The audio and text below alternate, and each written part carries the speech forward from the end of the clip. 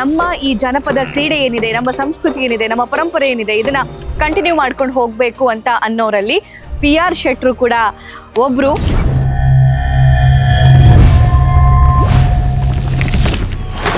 ನಿಮ್ಮ ಕೋಣಗಳು ಈ ಕಂಬಳದಲ್ಲಿ ಸಿಕ್ಕಾಪಟ್ಟೆ ಫೇಮಸ್ ಅಂತೆ, ಎಲ್ಲಾದ್ರೂ ಪ್ರೈಸ್ ವಿನ್ ಆಗ್ತಾವಂತೆ. ಫಸ್ಟ್ 3 ಸೆಕೆಂಡ್ ಆಗಿ. ಅಬ್ಬಬ್ಬಬ್ಬಬ್ಬಾ.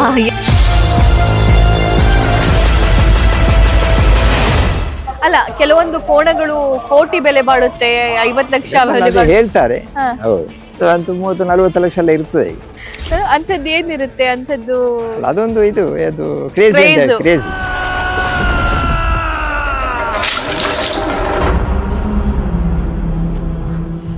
ಹಾಗೆ ಕಂಬಳ ಒಂದು ಉಳಿಸಬೇಕು, ಇದರಲ್ಲಿ ನಮಗೆ ದೈವಾರಾಧನೆ ಭೂತಾರಾಧನೆ ಒಂದು ಮಹತ್ವ ಇದೆ, ಮತ್ತೆ ಇದನ್ನು ನಿಲ್ಲಿಸಬಾರದು, ನಮಗೂ ಸ್ವಲ್ಪ ಅದರಲ್ಲಿ ಎಫೆಕ್ಟ್ ಇದೆ ಎಂಬ ಹೋರಾಟದಿಂದ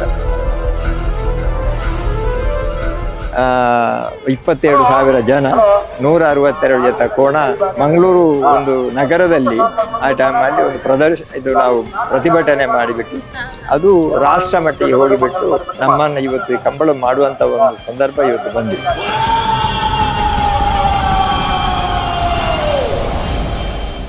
ಕಂಬಳ ಅನ್ನೋದು ಕೇವಲ ಪ್ರತಿಷ್ಠೆ ಅಷ್ಟೇ ಅಲ್ಲ, ಕಂಬಳ ಅನ್ನೋದು ಒಂದು ಭಾವನೆ, ಒಂದು ಎಮೋಷನ್.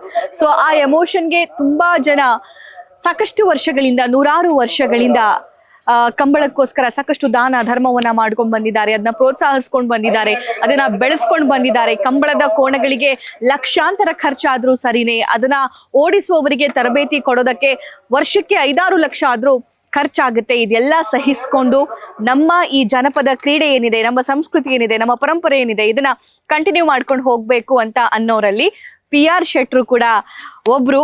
ಇವರ ಕೋಣಗಳು, ಕಂಬಳದ ಕೋಣಗಳು ಸಿಕ್ಕಾಪಟ್ಟೆ ಫೇಮಸ್. ಇವರು ಮಂಗಳೂರು ಕಂಬಳ ಸಮಿತಿಯ ಸಲಹೆಗಾರರಾಗಿ ಕೆಲಸ ಮಾಡ್ತಾ ಇದ್ದಾರೆ. ಸುಮಾರು ವರ್ಷಗಳಿಂದ ಇವರು ಕಂಬಳಕ್ಕೆ ತಮ್ಮನ್ನ ತಾವು ತೊಡಗಿಸ್ಕೊಂಡಿದ್ದಾರೆ. ಅದು ಮಂಗಳೂರು ಕಂಬಳ ಅಷ್ಟೇ ಅಲ್ಲ, ಉಡುಪಿ ಮತ್ತು ಮಂಗಳೂರಲ್ಲಿ ಕಂಬಳ ಸ್ಪರ್ಧೆಗಳು ನಡೀತಾ ಇದ್ದಾವೆ ಅಂತಂದ್ರೆ ಅಲ್ಲಿ ವಾಲಂಟಿಯರ್ಲಿ ಹೋಗ್ತಾರೆ, ಪಾರ್ಟಿಸಿಪೇಟ್ ಮಾಡ್ತಾರೆ, ಎಲ್ಲ ಮುತುವರ್ಜಿಯನ್ನ ವಹಿಸ್ಕೊಳ್ತಾರೆ. ಮೋಸ್ಟ್ ಇಂಪಾರ್ಟೆಂಟ್, ಸರ್ ಕಂಬಳ ಏನಿದೆ ಅಥವಾ ಸರ್ ಕೋಣಗಳೇನಿದ್ದಾವೆ ತುಂಬಾನೇ ಸ್ಪೆಷಾಲಿಟಿಯನ್ನ ಹೊಂದಿರುವಂತಹ ಕೋಣಗಳು. ಮತ್ತೊಂದೇನು ಅಂತಂದ್ರೆ ಸುಮಾರು ಮೆಡಲ್ಗಳನ್ನ ಕಂಟಿನ್ಯೂಯಸ್ಲಿ ತಗೊಂಡ್ ಬಂದಿದಾವಂತೆ. ಹಾಗಾದ್ರೆ ಆ ಕೋಣಗಳ ಸ್ಪೆಷಾಲಿಟಿ ಬಗ್ಗೆ ಮತ್ತೆ ಸರ್ ಬಗ್ಗೆ ಒಂದಿಷ್ಟು ಮಾಹಿತಿಯನ್ನ ನೋಡ್ತಾ ಹೋಗೋಣ. ಸರ್ ನಮಸ್ಕಾರ, ಕಾರ್ಯಕ್ರಮಕ್ಕೆ ಸ್ವಾಗತ. ಹೇಗಿದ್ದೀರಿ? ಚೆನ್ನಾಗಿದ್ದೀರಾ? ಓಕೆ ಸರ್, ಮಂಗಳೂರು ಕಂಬಳ ತುಂಬಾನೇ ಅದ್ಭುತವಾಗಿದೆ. ನೀವು ನಮ್ಮನ್ನ ಇಲ್ಲಿಗೆ ಕರೆಸ್ಕೊಂಡಿದ್ದು, ಸೊ ಥ್ಯಾಂಕ್ ಯು. ಇಲ್ಲಿ ಈ ಸಮಿತಿಯ ಗೌರವಾಧ್ಯಕ್ಷರು ಅಥವಾ ಸಲಹೆಗಾರರಾಗಿ ನೀವು ಕೆಲಸ ಮಾಡೋದಷ್ಟೇ ಅಲ್ಲದೆ, ಸೊ ಈ ಕಂಬಳದ ಕೋಣಗಳ ಲಾಲನೆ ಪಾಲನೆ ಕೂಡ ಆಗುತ್ತೆ. ಇದ್ರ ಬಗ್ಗೆ ಮಾಹಿತಿ ಕೊಡ್ಬೋದಾ ಸರ್? ಖಂಡಿತ. ಯಾಕಂದ್ರೆ ನಮ್ಗೆ ಕಂಬಳ ಎಂಬುದು ಅದು 17ರ ಇಸ್ವಿಯಲ್ಲಿ ನಿಂತ ಇದರಲ್ಲಿ, ಪೇಟದವರು ಇದನ್ನ ನಿಂತ ಇದರಲ್ಲಿ. ಯಾಕಂದ್ರೆ ನಮ್ಗೆ ಒಂದು ಈ ಮಣ್ಣಿಗೆ ಒಂದು ಗೌರವ ಇದೆ, ಮಣ್ಣಲ್ಲಿ ಒಂದು ಶಕ್ತಿ ಇದೆ, ಇದರಲ್ಲಿ ದೈವಾರಾಧನೆ ಒಂದು ಮೂಲ ಒಂದು ಈ ಮಣ್ಣಿಗೆ ಒಂದು ಶಕ್ತಿ ಇದೆ ಎಂಬ ಭಾವನೆಯಿಂದ ನಾವು ಇದಕ್ಕೆ ಒಂದು ಹೋರಾಟ ಮಾಡಿದ್ದೇವೆ. ನಾನೇ ಹೆಚ್ಚಾಗಿ ಅಂದ್ರೆ ಆ ಟೈಮಲ್ಲಿ ಬಾರ್ಕು ಶಾಂತರಾಮ್ ಶೆಟ್ರು ಅಧ್ಯಕ್ಷರಾಗಿದ್ದರು. ನಾನು ಅವಾಗ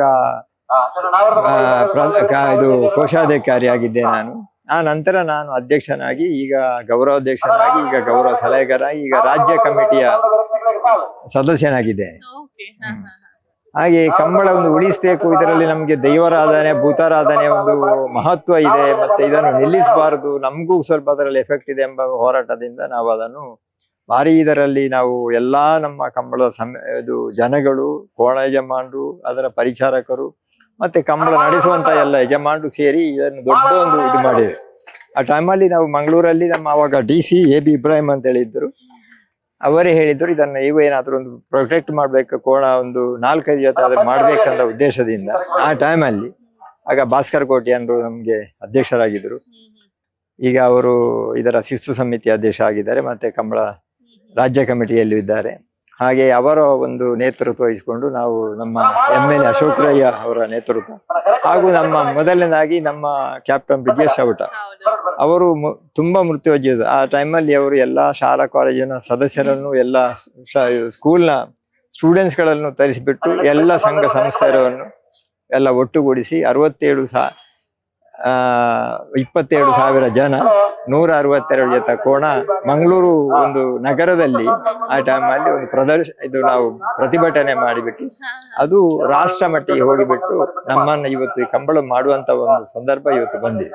okay, very nice sir. So ನೀವು ನಿಮ್ಮ ಕೋಣಗಳು ಈ ಕಂಬಳದಲ್ಲಿ ಸಿಕ್ಕಾಪಟ್ಟೆ ಫೇಮಸ್ ಅಂತೆ, ಎಲ್ಲೋದ್ರೂ ಪ್ರೈಸ್ ವಿನ್ ಆಗ್ತಾವಂತೆ. ಈ ವರ್ಷ ಒಂದು 2 ವರ್ಷದಿಂದ ಸ್ವಲ್ಪ ಕಡಿಮೆ ಆಗಿ ನಮ್ಗೆ ಅದರ ಸರಿಯಾದ ಓಡೋ ಒಂದು ಜನ ಸ್ವಲ್ಪ ಇದಾಗಿಬಿಟ್ಟು ಇದಾಗಿಲ್ಲ. 2 ವರ್ಷದಿಂದ ಅದಕ್ಕೆ ಮೊದಲು 2 ವರ್ಷ 21, 22, 22, 23ರಲ್ಲಿ ನಾವೇ ಸೀರೀಸ್ ಆಗಿದ್ದು ಅದು. ಅದು ಈ ಅಪ್ಪು ಮತ್ತೆ ಇದಕ್ಕೆ ಮತ್ತೆ ಕಾಜಾ ಅಂತ ಹೇಳಿ ಹಾಕಿದೆ. ಮತ್ತೆ ಅಪ್ಪು ಕಾಜಾ ಅಂತ ಹೇಳಿಬಿಟ್ಟು ಏರಿಮಾರ್ ಗೋಪಾಲಕೃಷ್ಣ ಭಟ್ಟ ಒಂದು, ಅದು 11ರಲ್ಲಿ 8 ಫಸ್ಟ್ 3 ಸೆಕೆಂಡ್ ಆಗಿದೆ. ಮತ್ತೆ ಅದು ಕೊಳಚೂರು ಗುಂಟು ಬೊಳ್ಳ ಒಂದಿತ್ತು, ಅದನ್ನು ಇದಕ್ಕೆ ಹಾಕಿ 3 ಸೆಕೆಂಡ್ ಈ ಅಪ್ಪನಿಗೆ ಆಗಿದೆ. 3 ಸೆಕೆಂಡಿಗೆ 3 ಸೆಕೆಂಡ್, 8 ಫಸ್ಟ್ 3 ಸೆಕೆಂಡ್ ಆಗಿದೆ. 3 ಸೆಕೆಂಡ್ ಪ್ರೈಸ್. ಓಕೆ, ಅಪ್ಪು ಬಗ್ಗೆ? ಅದೇ ಅಪ್ಪು ಅಂದ್ರೆ ಇವನೇ. ಓಕೆ ಓಕೆ, ನೀವು ಹೇಳಿದ್ದು ಕಾಜಾ ಬಗ್ಗೆ. ಕಾಜಾ, ಹೌದು, ಇವನ ಜೊತೆ ಅದಕ್ಕೆ ಕಾಜಾ ಇದೆ. ಓಕೆ, ಕಾಜಾ ಮತ್ತೆ ಅಪ್ಪು ಇಬ್ರು ಸೇರ್ಕೊಂಡು. ಸೊ 8 ಫಸ್ಟ್ 3 ಸೆಕೆಂಡ್ ತಗೊಂಡು ಬಂದಿದ್ದಾರೆ. Very nice. ಸೊ ಈ ಸಲ ಏನಿದೆ ಚಾನ್ಸಸ್?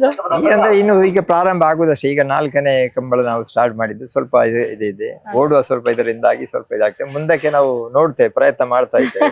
ತುಂಬಾ ತುಂಟ ಅನ್ಸುತ್ತೆ ಇವ್ರು. ಪಾಪ, ತೊಂದರೆ ಇಲ್ಲ.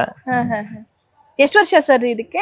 11 ವರ್ಷ ಆಯ್ತು. 11 ವರ್ಷ. ಏನಿದ್ರ ಸ್ಪೆಷಾಲಿಟಿ ಅಂದ್ರೆ ನಾವು ಮಾಮೂಲಿ ಸಾಕುವವನು ಅವನೇ, ಮತ್ತೆ ಕೋಣದೆಲ್ಲ ನೋಡುವವನು ಅವ್ರು. ನನ್ನ ಅಕ್ಕನ ಮಗಳ ಗಂಡ ಎಲ್ಲ, ನಾನು ಇದರಲ್ಲಿ ಹೆಚ್ಚಿದಿಲ್ಲ, ಅವನೆಲ್ಲ ನೋಡ್ಕೊಳ್ಳೋದು. ಹೌದು, ಮನೆಯಲ್ಲಿ ಸಾಕುವುದು ಅವನು. ಮತ್ತೆ ಇದು ಬೇರೆ ನಮ್ಮ ವಾಲ್ಪಾಡಿ ಅವರದ್ದು ಇದು ಕೋಣ. ಮೇಂಟೆನೆನ್ಸ್ ಹೆಂಗೆ ಸರ್? ಮೇಂಟೆನೆನ್ಸ್ ಅಂದ್ರೆ ಬೆಳಿಗ್ಗೆ ಅದಕ್ಕೆ ಒಂದ್ಸರಿ ಹುಲ್ಲು ನೀರು, ಆ ನಂತರ 8-8:30 ಗಂಟೆಗೆ ಹುರುಳಿ, ಆವಾಗ 1.5 kg ಕೊಡ್ತೇವೆ ಇದಕ್ಕೆ ಒಂದ್ಸಲಕ್ಕೆ. ಸಾಯಂಕಾಲ 2.5 kg ಕೊಡ್ತೇವೆ, 2 kg ಮೇಲೆ. ಸಾಯಂಕಾಲ ದಿನಕ್ಕೆ 3.5 kg ಹುರುಳಿ ಕೊಡ್ತೇವೆ, 2 ಹೊತ್ತಲ್ಲಿ. ಮತ್ತೆ ಹುಲ್ಲು. ಸೊ ಒಂದೊಂದು ಕೋಣಕ್ಕೆ ಒಂದೊಂದು ಫುಡ್ ಲಿಮಿಟ್ಸ್ ಅಂತ ಇರುತ್ತಾ? ಮಿನಿಮಮ್ 3 kg ಬೇಕಾಗ್ತದೆ ಒಂದು ದಿನಕ್ಕೆ, ಬೇಕಾಗುತ್ತೆ ಮಿನಿಮಮ್. ಹಂಗಾದ್ರೆ ಎಷ್ಟು PR ಶೆಟ್ರಿ ಖರ್ಚು ಈ 4 ಕೋಣ ಸಾಕೋದಕ್ಕೆ ಒಂದ್ ತಿಂಗಳಿಗೆ ಅಂತ ಬೇಕಾಗ್ತದೆ? ಹೌದು. ಈ ಅಪ್ಪುಗೆ ಎಷ್ಟು ಖರ್ಚು ಮಾಡ್ತೀರಾ? 3.5 kg ಹುರುಳಿ ಬೇಕಾಗ್ತದೆ, ಹುಲ್ಲು ಬೇಕಾಗ್ತದೆ. ಮತ್ತೆ ಆಷಾಢ ಮಾಸದಲ್ಲಿ ನಾವು ಗೋಟುಕಾಯಿ ಕೊಡ್ತೇವೆ, ಗೋಟು ತೆಂಗಿನಕಾಯಿ 1 ತಿಂಗಳು ಫುಲ್ಲು. ಮತ್ತೆ ಇದು ಕುಂಬಳಕಾಯಿ ಕೊಡ್ತೇವೆ 1 ತಿಂಗಳು ಫುಲ್ಲು. ಆಗ ಅದಕ್ಕೆ ರೆಸ್ಟ್ ಟೈಮ್ ಅಲ್ಲಿ. ಹೌದಾ? Okay okay. ಸೊ ಇದಕ್ಕೆ ಎಣ್ಣೆ ಮಸಾಜ್ ಪ್ರತಿದಿನ ಆಗ್ಬೇಕು, ಡೈಲಿ ಇರ್ಬೇಕು.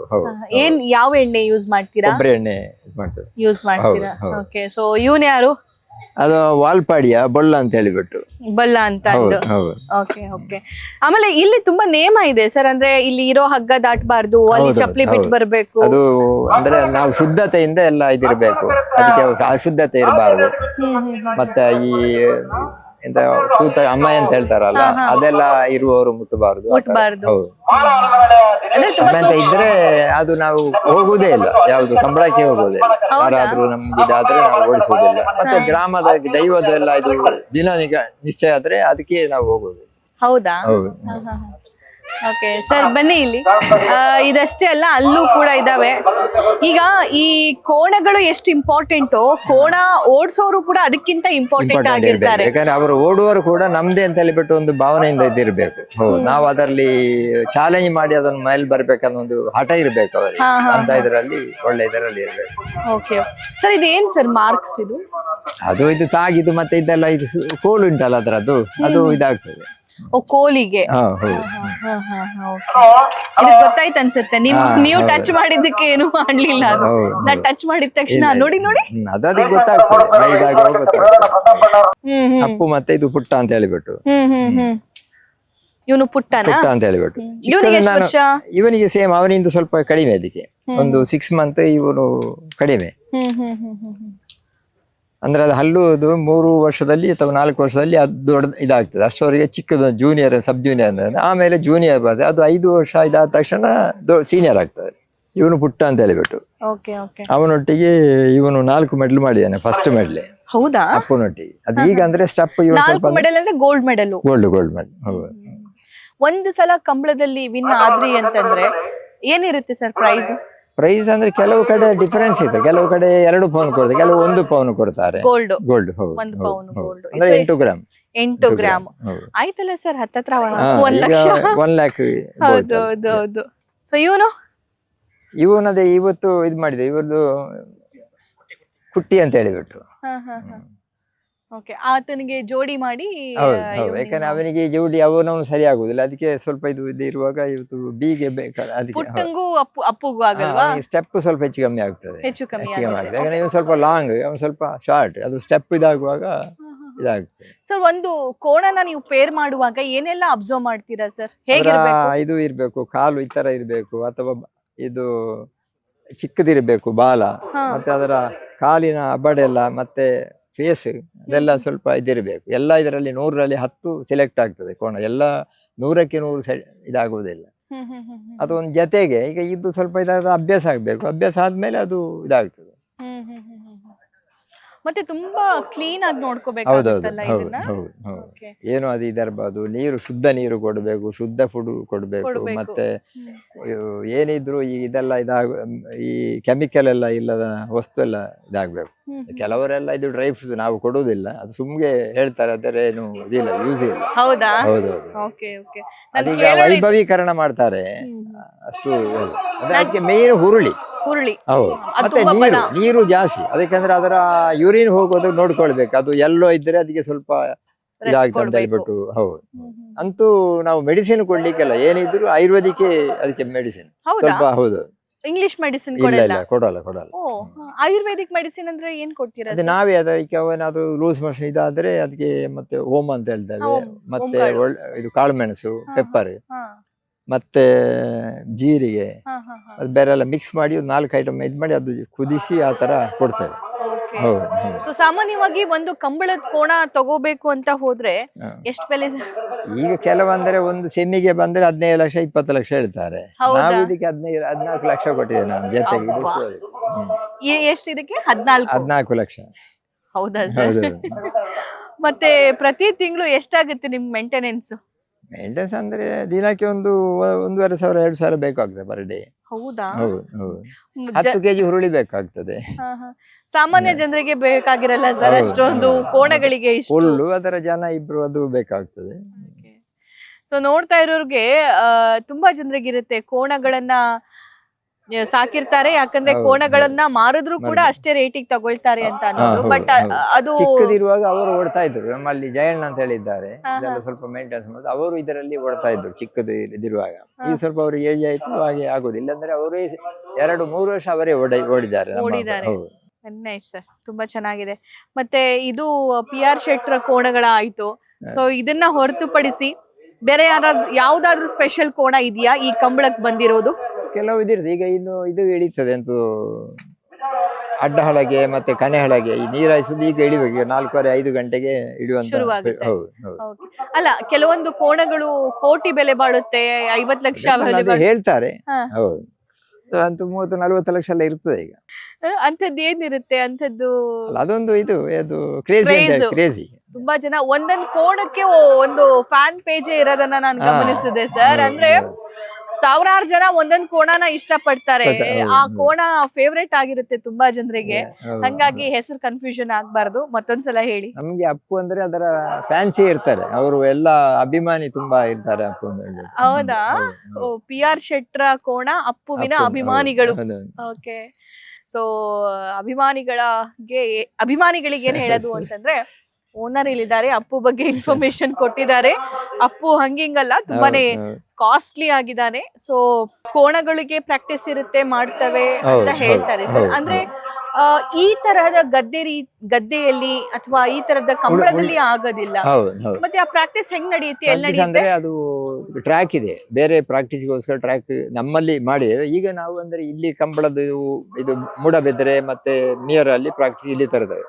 ಮತ್ತೆ ನಿತ್ಯ ಉಳ್ಬೇಕು ಗದ್ದೆಯಲ್ಲಿ, ದಿನ 1 ಗಂಟೆ ಆದ್ರೂ ಅದನ್ನು ಉಳ್ಬೇಕು, ಒಂದು 1 ಅವರ್ ಉಳು ಅಂದ್ರೆ ನೇಗಿಲು ಹಿಡಿದು ಅಥವಾ ಇದು ಅದಕ್ಕೆ ಇದು. ಈಗ ಡೈಲಿ ಅದಕ್ಕೆ ಪ್ರಾಕ್ಟೀಸ್ ಕೊಡ್ತಾರೆ. ಒಂದು ಬೆಳಿಗ್ಗೆ 10:30 ಗಂಟೆಗೆ ಅವರು ಬಂದು ಹೊರಗೆ ಕಟ್ಟಿದ್ರೆ ಮತ್ತೆ 1-1.5 ಗಂಟೆ ಅದಕ್ಕೆ ಆದ್ಮೇಲೆ ಮತ್ತೆ ಸ್ನಾನ ಮಾಡಿಸಿ ಎಣ್ಣೆ ಹಚ್ಚಿಬಿಟ್ಟು ಮತ್ತೆ ರೆಸ್ಟ್. ಮಗುವಿನ ತರ ನೋಡ್ಕೋಬೇಕು. ಹೌದು. Well sir, thank you so Thank- much. bye. ನಿಮ್ಮ Bye, bye. ಈ ಜನಪದ ಕ್ರೀಡೆ. ಕ್ರೀಡೆ ಏನಿದೆ, ಸಂಪ್ರದಾಯ ಏನಿದೆ, ಹೌದು, ತುಳುನಾಡಿನ ಈ ಗೌರವ ಏನಿದೆ, Yeah. ಹಂಗೆ ಮುಂದುವರ್ಸ್ಕೊಂಡು ಹೋಗೋ ಮತ್ತಷ್ಟು ಶಕ್ತಿ ನಿಮ್ಗೆ ದೇವ್ರು ಕೊಡ್ಲಿ.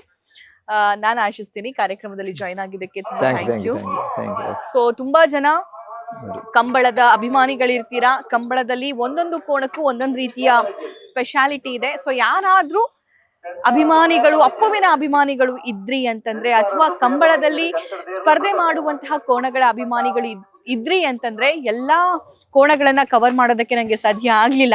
ಸೊ ನಿಮ್ಮ ಫೇವ್ರೆಟ್ ಕೋಣ ಯಾವುದು, ಯಾವಾಗ ವಿನ್ ಆಯ್ತು, ಏನೆಲ್ಲ ಮಾಡ್ತು ಕಂಬಳದಲ್ಲಿ ಕಮಾಲ್ ಅನ್ನೋದನ್ನ ಕಾಮೆಂಟ್ ಬಾಕ್ಸ್ ಅಲ್ಲಿ ತಿಳಿಸಿ. ನಾನು ಹೋಗಿ ಬರೋ ಸಮಯ. ನಮಸ್ಕಾರ.